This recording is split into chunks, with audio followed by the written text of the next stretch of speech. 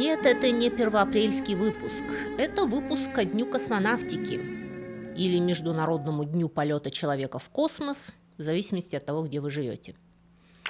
Вопрос, есть ли жизнь на Марсе, сейчас обсуждается абсолютно серьезно, хоть он и имеет долгую и слегка смехотворную историю.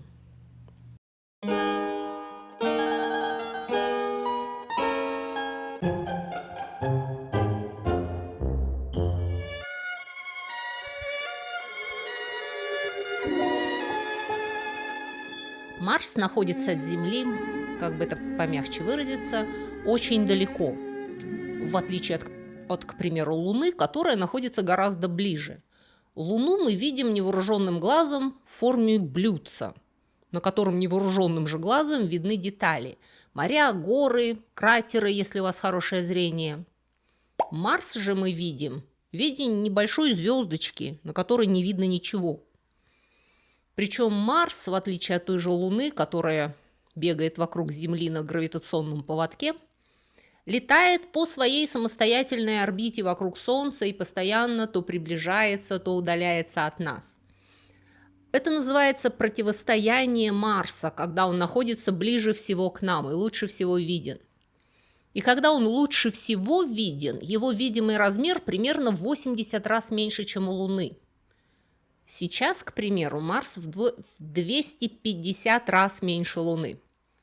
Поэтому для наблюдения за Марсом желательно иметь телескоп.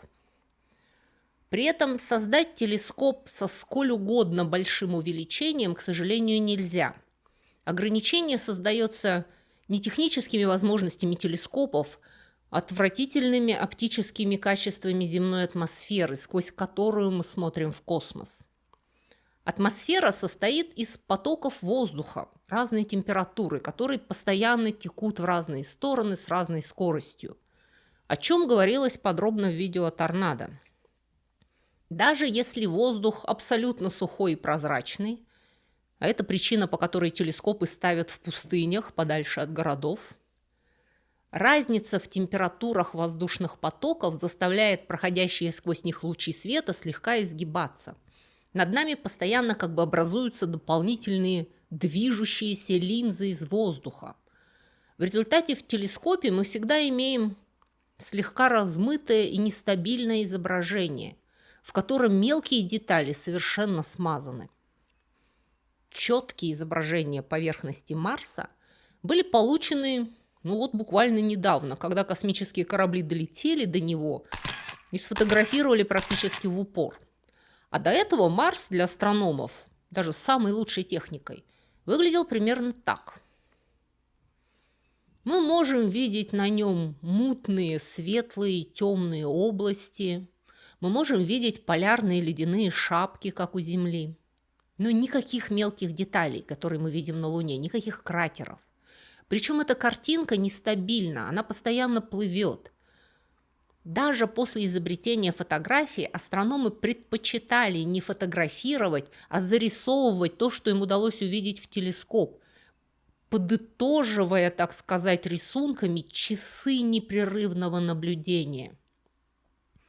И это одна из причин, по которой история изучения Марса полна сенсаций.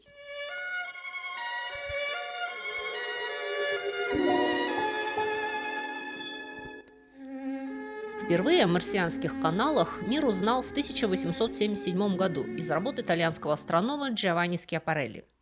Скиапарелли был совершенно нормальным ученым международного уровня. Он закончил Туринский университет, работал сначала в Берлинской обсерватории, потом в Пулковской, потом в Миланской. И во время Великого противостояния Марса в 1877, когда Марс приблизился к Земле на какие-то жалкие 56 миллионов километров, Скиапарелли увидел на его поверхности сеть линий, которую он назвал каналей. Немножко о принятой терминологии. В астрономии издавна принято темные области на видимых в телескоп поверхностях планет называть морями.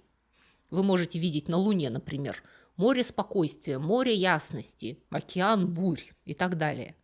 Никто не утверждает, что там вода. Это просто принятое условное название областей, выглядящих более темными на фоне соседних более светлых областей, континентов.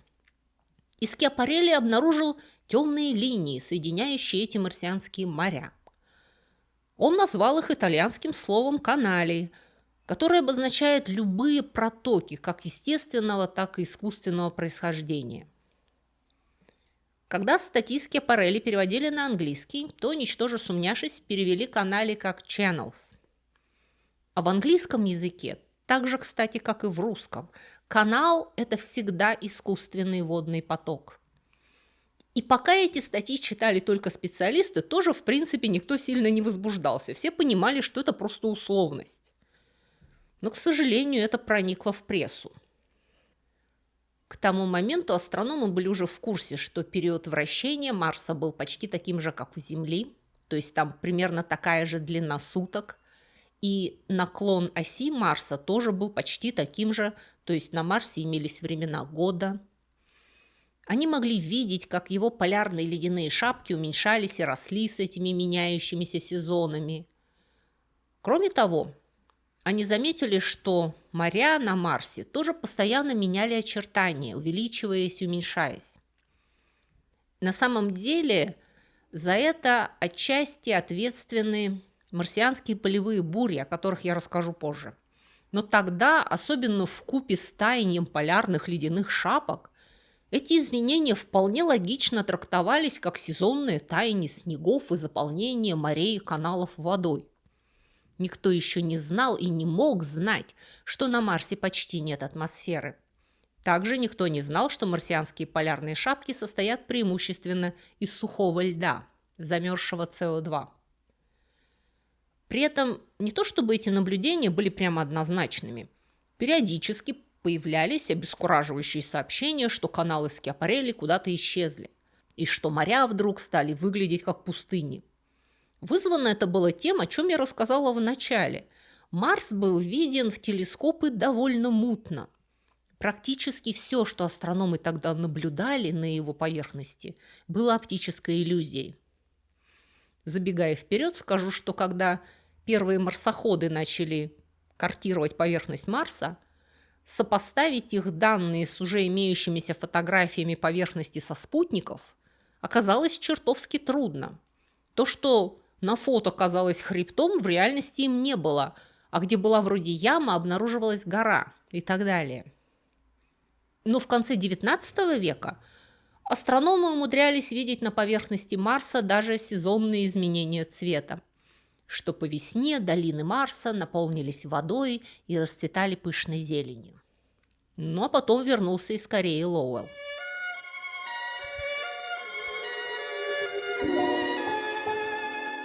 Персиваль Лоуэлл сыграл, по-видимому, центральную роль в популяризации идеи об искусственном происхождении марсианских каналов и вообще о развитой цивилизации на Марсе.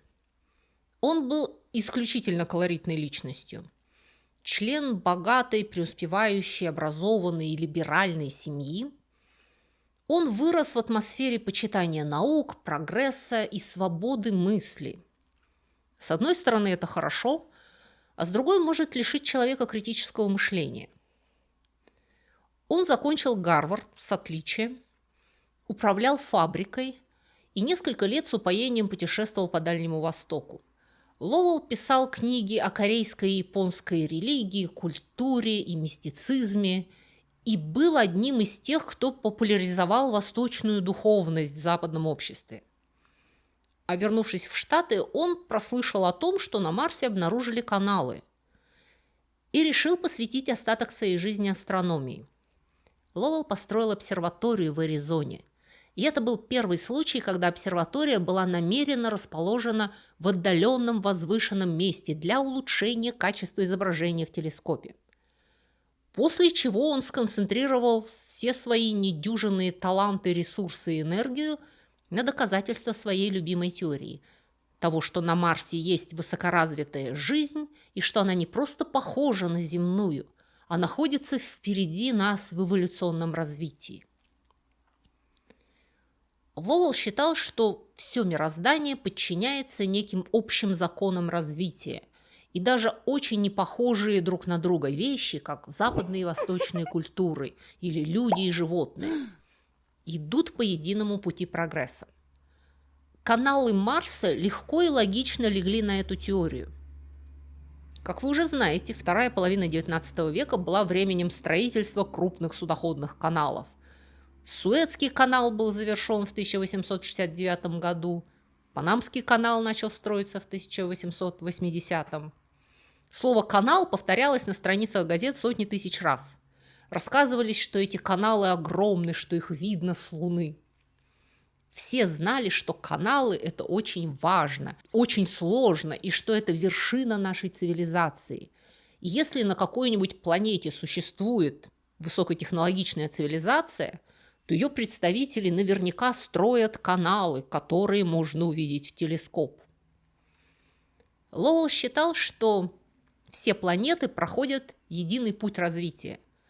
Марс, будучи меньше Земли, остыл раньше, развивался быстрее и находится на той стадии эволюции, через которую Земле суждено пройти в очень отдаленном будущем. Гигантские каналы, пересекающие Марс, были творением рук умирающей, но чрезвычайно продвинутой цивилизации, пытающейся выжить в гибнущем мире. Марс пересыхает, и марсиане создали эти колоссальные сооружения для отвода воды от тающих ледниковых шапок на полюсах. Подробности читайте в «Аэлите», поскольку благодаря Лоуэллу идеи о марсианской цивилизации распространились по всему миру. А в августе 1894 года один французский астроном сообщил о наблюдениях вспышек странного света на Марсе. Писатель Герберт Уэллс использовал это сообщение для завязки своего романа «Война миров». Эти огни были запуском марсианских космических кораблей в сторону Земли. Абсолютный шедевр – первое полноценное инопланетное вторжение, задавшее рамки и стандарты целого жанра, в котором до сих пор не устают снимать фильмы. В 1909 году Лоуэлл объявил об обнаружении нового тысячемильного канала на Марсе, якобы принесшего жизнь в необитаемую прежде пустыню. И один из номеров чикагской газеты «Evening American» вышел с огромной передовицей: «Марсиане построили новый канал». Установление контакта с марсианами ожидали со дня на день.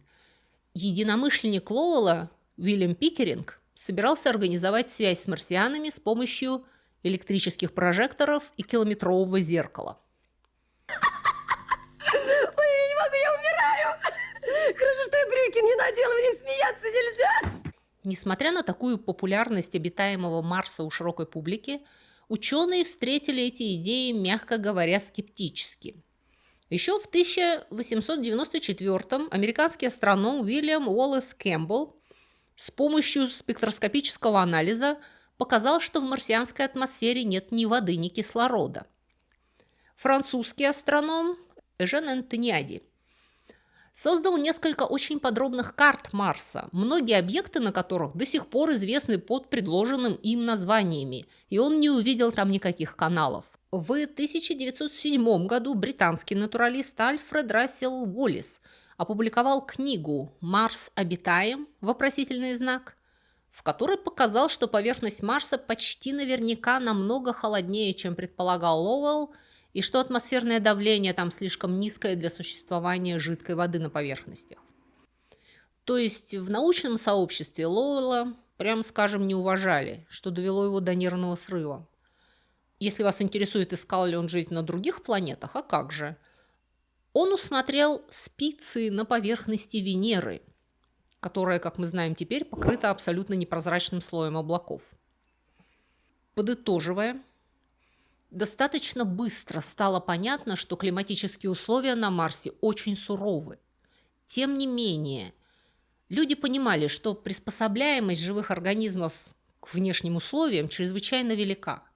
Были серьезные попытки поиска на Марсе признаков существования какой-нибудь не такой роскошной жизни, к примеру, низших растений.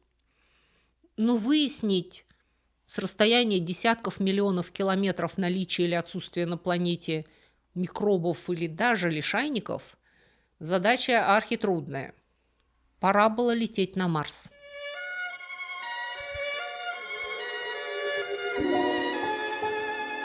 Эпоха космических полетов к Марсу началась 1 ноября 1962 года запуском советского зонда «Марс-1». Спустя полгода после запуска с ним состоялся последний 61-й сеанс радиосвязи, после чего он затерялся в глубинах космоса, промахнувшись мимо Марса на примерно 200 тысяч километров. За последующие 10 лет к Марсу было осуществлено 14 запусков автоматических межпланетных станций, только 5 из них удалось хоть чего-то достичь. Добраться до Марса совсем непросто. Осуществление этих миссий до сих пор находится на краю технологических возможностей людей. Наконец, зонд Mariner-4 15 июля 1965 года прошел в 10 тысячах километрах от Марса и передал 21 фотографию его поверхности. На этих снимках Марс больше напоминал Луну, чем Землю, что не внушало оптимизма. Mariner 9 успешно вышел на орбиту Марса в ноябре 1971 и за 349 дней работы передал 7329 снимков, покрыв около 85% поверхности планеты. На фотографиях была масса интересных новых подробностей и никакой жизни. Далее начались попытки посадить станцию непосредственно на поверхность Марса, что тоже оказалось исключительно нетривиально сложно. Первая работающая в полную силу автоматическая марсианская станция появилась в 1976 году. Это была станция «Викинг-1». Она передала первые снимки с поверхности Марса, провела первые непосредственные исследования грунта и атмосферы. Вскоре к ней присоединилась ее копия, станция «Викинг-2». То, что викинги увидели на поверхности Марса и потрогали руками-роботами, выглядело крайне неутешительно. Ученые до этого подозревали, что Марс не Майами, но не подозревали насколько. Средняя температура на Марсе около минус 63 градусов Цельсия. На Земле, для сравнения, это плюс 15, включая Антарктику и Антарктиду. Только в центральных районах Антарктиды среднегодовая температура приближается к марсианской. Днем на марсианском экваторе воздух может прогреться до плюс 20, но с наступлением ночи температура может упасть до минус 100. Это, повторяю, на экваторе. На полюсах гораздо хуже. Атмосфера Марса на 95% состоит из углекислого газа. Остальное – азот и аргон. Кислорода и водяного пара почти нет. Периодически на Марсе случаются глобальные пылевые бури, захватывающие значительную часть планеты и продолжающиеся по несколько месяцев. Именно с пылевыми бурями связаны сезонные изменения наблюдаемого в телескопы цвета планеты. Атмосферное давление на Марсе более чем в 166 раз меньше земного. Хлипкая атмосфера Марса практически не способна защитить его от различного вида излучений, пронизывающих космическое пространство. Для ультрафиолета, исключительно опасного для всех форм жизни, атмосфера Марса фактически прозрачна. Поэтому никого не удивило, что ни Викинг-1, ни Викинг-2 не обнаружили в поверхностных слоях почвы никаких органических молекул. Они также не нашли там воды. Атмосферное давление на Марсе так низко, что если бы там даже оказалась жидкая вода, она бы мгновенно испарилась. Атмосферное давление – это такая тяжелая крышка, которая держит молекулы воды внутри воды, не дает им разлетаться. На Марсе этой крышки нет. Там холодно, пыльно, падают метеориты, жесткое облучение, нечем дышать и некуда ходить на водопой. Ну, будете у нас на Колыме. Будете у нас на Колыме, милости просим. Нет, уж лучше вы к нам. Пережив очередное разочарование, ученые взяли себя в руки и решили, что тот факт, что на Марсе очень неуютно, еще не означает, что там в принципе не может быть никакой жизни. Там не могут расти пальмы и ползать гигантские пауки. Но даже у нас на Земле есть такие уголки, где, казалось бы, жить нельзя, однако там периодически кого-то находят. Организмы экстремофилы – это такие формы жизни, которые процветают в, казалось бы, невыносимых условиях. В вечной мерзлоте, в кипящей кислоте, в сильнейшем радиационном облучении или в глубине породы без света и кислорода. И за последние десятилетия биологи обнаружили разнообразную, очень мелкую и очень стойкую героическую тварь в антарктических пустынях, на стенках ядерных реакторов, в жерлах вулканов и в щелочных гейзерах. И на этом фоне Марс не кажется уже таким безнадежным. Может быть, мы просто плохо искали.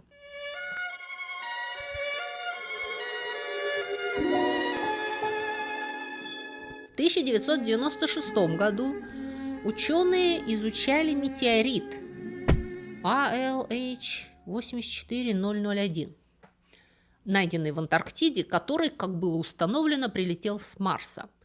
Это редкость, но это не уникальный случай. Земля и Марс по соседству иногда обмениваются камнями. Так вот, в этом фрагменте марсианской породы возрастом около 4 миллиардов лет были обнаружены органические молекулы, а также минералы, формирование которых трудно объяснить без участия биологии, и структуры, напоминающие миниатюрные ископаемые микроорганизмы. И НАСА объявила, что эти совокупные косвенные признаки дают серьезное основание предполагать, что примитивная жизнь могла существовать на Марсе более 3,6 миллиарда лет назад. Это была сенсация. Впервые спустя 100 лет ученые серьезно заговорили о возможном доказательстве внеземной жизни. Марс снова стал в центре внимания. В конце 90-х, начале 2000-х годов к Марсу отправилась целая серия миссий, посвященных изучению его климата и геологии. Посадочный модуль Mars Pathfinder с мини-ровером прямо на месте своей посадки нашел геологические свидетельства катастрофического наводнения в отдалении АРС.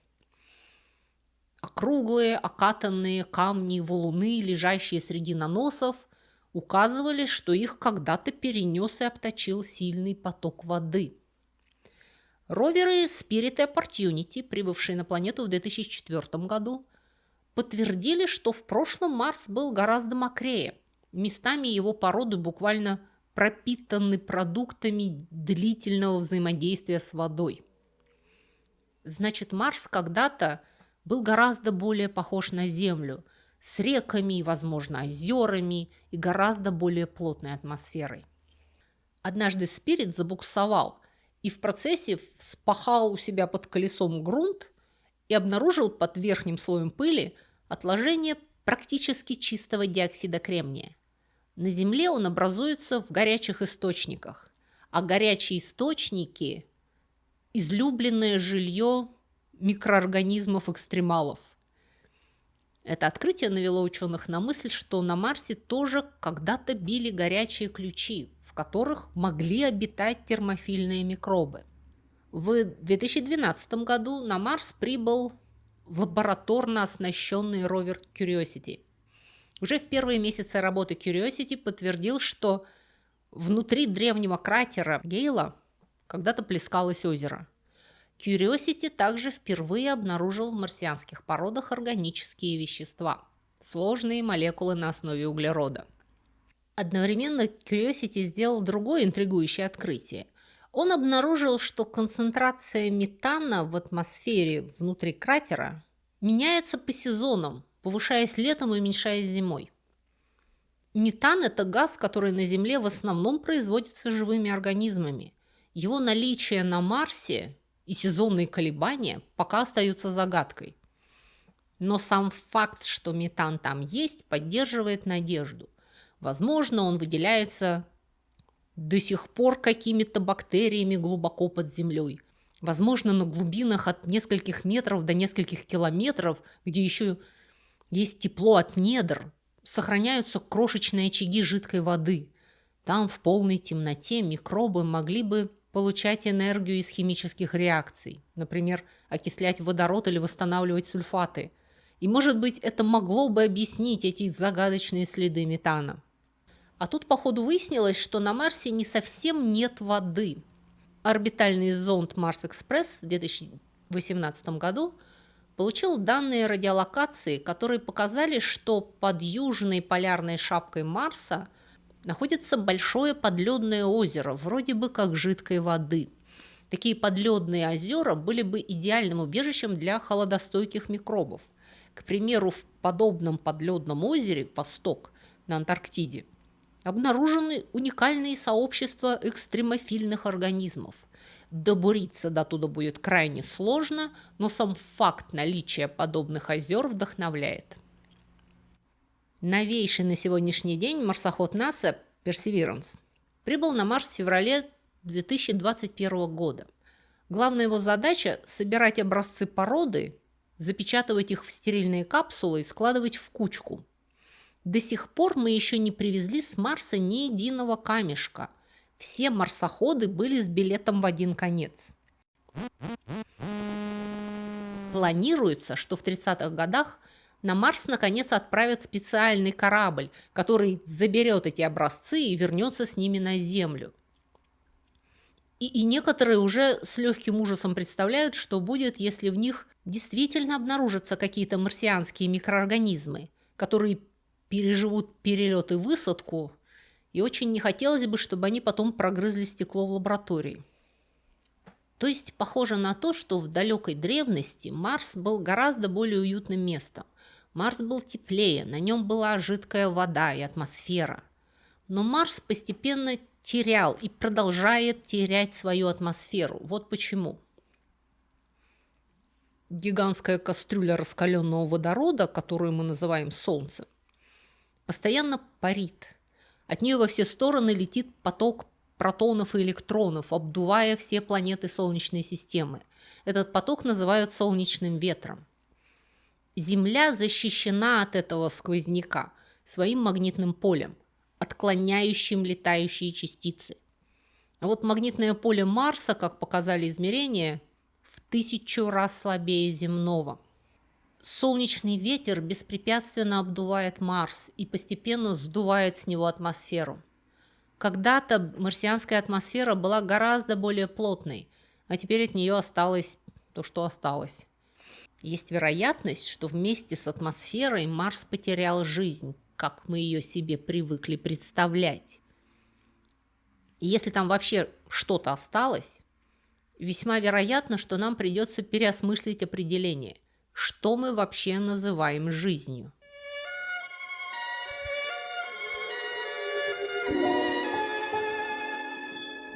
В последнее время этот вопрос перестает быть философским и абстрактным и становится совершенно конкретным и практическим.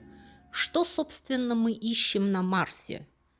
Трудно найти черную кошку в темной комнате, особенно если ты понятия не имеешь, что такое кошка. Вопрос, что такое жизнь, отнюдь не тривиальный. Даже на Земле существуют пограничные случаи. Например, вирусы. Они способны к эволюции и размножению, но только внутри клеток хозяина. Считать ли их живыми? Вирус – это существо или вещество? Ученые спорят. Легко может оказаться, что внеземная жизнь отличается от всего знакомого нам. НАСА часто приводит следующее определение жизни. Жизнь – это самоустойчивая химическая система, способная к дарвинской эволюции. Это означает, что должна существовать система молекул, которая, во-первых, поддерживает свое существование, используя энергию и питательные вещества из окружающей среды, и, во-вторых, содержит в себе зашифрованную информацию, способную наследственно изменяться, то есть эволюционировать по Дарвину. Обнаружить на Марсе живых микробов, которые что-то едят и выдыхают, а потом еще размножаются и эволюционируют, было бы несомненным доказательством там жизни, но вероятность этого близка к нулю. Мы уже давно не ждем, что кто-нибудь начнет обнюхивать марсоход или попытается лизнуть объектив. Поэтому в современных исследованиях акцент делается на биосигнатурах, следах жизнедеятельности древней или нынешней жизни. Ищут сложные органические соединения, микроскопические окаменелости, пытаются найти соотношение химических веществ, типичные для процессов метаболизма. При этом мы продолжаем исходить из антропоцентричных критериев. Покажите нам углерод, воду, ДНК, РНК, метаболизм. А истинная инопланетная жизнь, возможно, совсем не похожа на нашу и поэтому остается неузнанной. Если у марсианской жизни окажется совершенно другая биохимия, то выявить ее будет чрезвычайно трудно. Этот вариант обсуждается и выдвигаются интересные гипотезы. Одна из них – так называемая пироксидная жизнь на Марсе. Галочка, ты сейчас умрешь! Потрясающая новость! Некоторые исследователи предположили, что марсианские микробы могли бы использовать в качестве внутриклеточной жидкости смесь пероксида водорода и воды. Такая смесь не замерзает до минус 56 и обладает гигроскопичностью, тянет воду из атмосферы. Как известно, викинги проводили на Марсе эксперименты, пытаясь заставить марсианскую жизнь отреагировать. К примеру, они добавляли в образцы марсианской почвы питательный бульон и ожидали выделения СО2. И СО2 действительно начал выделяться, но выглядело это скорее как химическая реакция, чем как чей-то метаболизм. Тем не менее, автор эксперимента утверждает, что викинг тогда мог встретить как раз такой непривычный нам вид жизни. Если он накапал на марсианских пероксидных микробов, то их клетки могли от этого разрушиться, выделив как раз те газы, которые викинг с удивлением и пронаблюдал, убив предварительно сам организм, который потом не нашел. Никто не утверждает, что это произошло на самом деле. Однако эта идея подчеркивает, насколько чужой может оказаться внеземная жизнь и как сложно нам окажется ее заметить. Поэтому пока что стратегия такая – искать такую жизнь, какую мы знаем, чтобы не пропустить хотя бы ее. Но зачем мы вообще продолжаем искать жизнь на Марсе? Уже явно не за тем, чтобы танцевать с марсианками польку. Вопрос другой. Если мы найдем хотя бы одну окаменевшую бактерию на Марсе, это будет означать, что жизнь во Вселенной не уникальное неповторимое чудо, а закономерность. То есть вопрос, одни ли мы во Вселенной, во многом начинается с ответа на вопрос, есть ли, была ли жизнь на Марсе. Есть ли жизнь на Марсе? Нет ли жизни на Марсе? Это науке неизвестно. Наука еще пока не в курсе дела. На сегодня у меня все. Ставьте лайк, подписывайтесь на мой канал, заходите на мои блоги. Всего вам доброго, счастливого полета вокруг Солнца. И дальше по спиральным рукавам Млечного Пути, вокруг черной дыры в Стрельце, навстречу с Андромедой.